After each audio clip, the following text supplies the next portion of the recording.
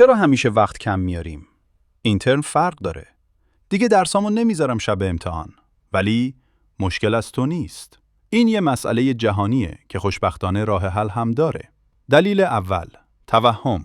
خیلی وقتا فکر میکنیم این بار دیگه فرق داره و توهم اراده و کنترل داریم.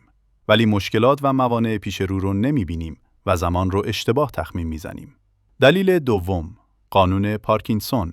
هر کاری به اندازه زمانی که داری بزرگ میشه. مثلا اگه بگی 2 ساعت وقت دارم، یه کار نیم ساعته دقیقاً 2 ساعت درگیرت میکنه.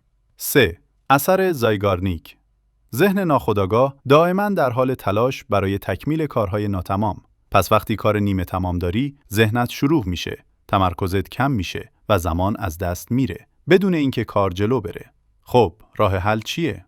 کارها رو خورد کن. فقط برای بخش اول برنامه‌ریزی کن و بعد از انجامش سراغ برنامه‌ریزی بخش بعدی برو. به جای حدس زدن، از تجربه واقعی گذشته کمک بگیر. از دید یک شخص بیرونی نزدیک به خودت زمان رو تخمین بزن. ما بی برنامه نیستیم، فقط دچار خطای ذهنی و شناختی شدیم. با شناخت نحوه کارکرد مغز، هم کمبود زمان حل میشه و هم استرست کم میشه.